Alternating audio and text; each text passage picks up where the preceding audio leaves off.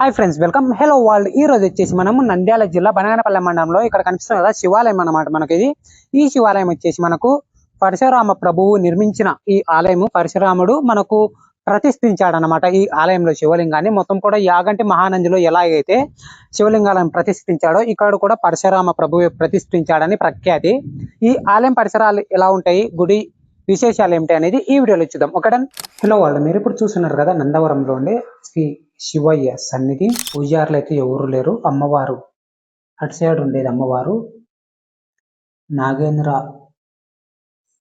తోరణంతో చాలా అద్భుతంగా ఉన్నాడు కదా శివయ్య. లోపలికి వెళ్ళకూడదు, పూజారులు లేరు కనుక చూపిస్తున్నా, లేదంటే చూపించకూడదు. గుడి వచ్చేసి నందవరంలో చాలా చిన్నగా ఉంటుంది, కానీ చాలా బాగుంటుంది. పరశురాముడు యాగంటి మహానంది క్షేత్రాలతో పాటు ఈ క్షేత్రాన్ని కూడా నిర్మించారని చరిత్రకారులు చెప్తారు ఇక్కడ మనకు.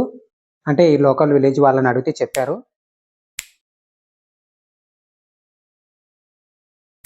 ఈ రాతి స్తంభాలు చూస్తుంటే కొత్తగా, అంటే ఇటీవల నిర్మించారేమన్నట్టు ఉంది కదా. చూడండి, ప్రతిది కూడా కొత్తగా ఉన్నాయి. కానీ లోపలుండే గర్భాలయంలో ఉండే శివయ్య మట్టుకు మనకు పరశురాముడు ప్రతిష్ఠించిన లింగమూర్తి అని మనకు ప్రసిద్ధి.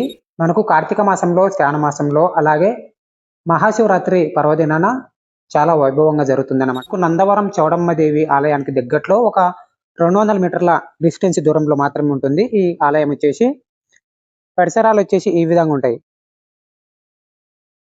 టెంపుల్కి ఎదురుగా 2 చిన్న టెంపుల్స్ ఉన్నాయి. ఈ టెంపుల్స్ అయితే 2 కూడా క్లోజ్ చేసేసారు.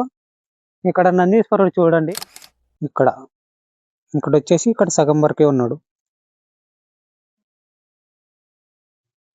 టెంపుల్ ఇలా ఉంటుంది. మనం ఇంకొకటి వచ్చేసి ఇక్కడ ఒక చిన్న టెంపుల్ ఉంది. ఈ టెంపుల్ కూడా మనకు క్లోజ్ చేసేసారు, అంటే లాక్ వేసేసారు. లోపల ఎవరుండేది కూడా మనకు ఈ డోర్స్ చూడండి, కొత్తగా తయారు చేశారేమో.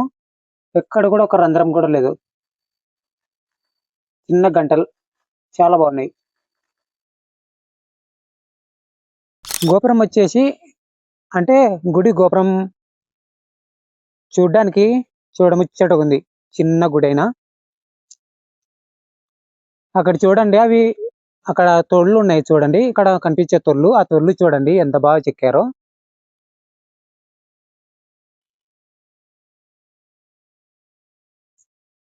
చిన్న తొళ్ళతో ఇప్పుడు శివయ్యకు అభిషేకం చేసిన వాటర్ అనేటివి, నీటిని ఎక్కడ కూడా తొక్కరాదు, అందుకనే అటు సైడ్ వెళ్ళట్లేదు. రాతి నిర్మాణంతో ఈ రాయి అనేది మనకు పాలిస్ రాయి మాదిరి ఉంది ఇది.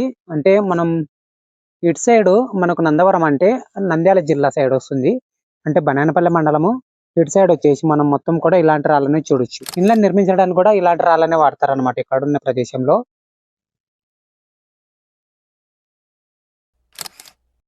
గోపురం ఇటు సైడ్ నుంచి ఇక్కడ చిన్న శివయ్య ఉన్నాడు.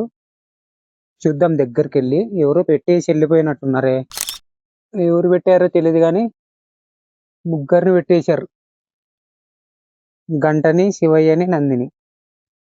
నందవరం చూద్దామని ఇచ్చాను, అంటే చౌడమ్మాదేవి ఆలయాన్ని, కానీ ఆలయంతో పాటు గుడి కూడా చూద్దాం అనేసి షూట్ చేస్తున్నా. హలో వాళ్ళు, చూశారు కదా, ఇది మనకు నందవరంలో ఉండే శివాలయం టెంపుల్. చాలా బాగుంటుంది. మీరు ఎవరైనా సరే ఈ టెంపుల్కి రావాలనుకుంటే బనగానపల్లి నుంచి 7 కిలోమీటర్లు, అలాగే నంద్యాల నుంచి మనకు 18 కిలోమీటర్లు వస్తుంది. పాణ్యం నుంచి 18 కిలోమీటర్లు వస్తుంది. అక్కడ నుంచి 5, మొత్తం కూడా 23 కిలోమీటర్లు వస్తుంది. మీరు ఈ టెంపుల్ దర్శించుకుంటే, అంటే నందవరంలో ఉండి చౌడమ్మదేవి టెంపుల్ దర్శించుకున్న తర్వాత టెంపుల్కి ఆపోజిట్లోనే ఉంటుంది మనకు 200 మీటర్ల డిస్టెన్స్ దూరం వచ్చేసి ఈ శివాలయం టెంపుల్ కనిపిస్తుంది. చాలా బాగుంటుంది.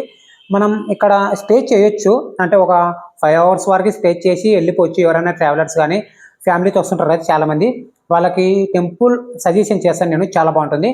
ఓకేనా, ఈ వీడియోపై మీ ఫ్రెండ్ మనం కామెంట్ చేయండి. ఇప్పటిదాకా లైక్ చేయకపోతే ఒక లైక్ చేయండి. మన ఛానల్ వచ్చేసి ఇలాంటి ట్రావెల్ కంటెంట్, అంటే టెంపుల్స్కి సంబంధించిన వీడియోస్ కానీ, నేచర్కి సంబంధించిన వీడియోస్ కానీ, అలాగే మీరు చూడదగిన ప్రదేశాలు ఏవైనా ఉంటే కామెంట్ చేయండి, తప్పకుండా అలాంటివి కూడా చూపిస్తాను. Thanks for watching guys. Love you all. ఓం నమః శివాయ. జై హింద్.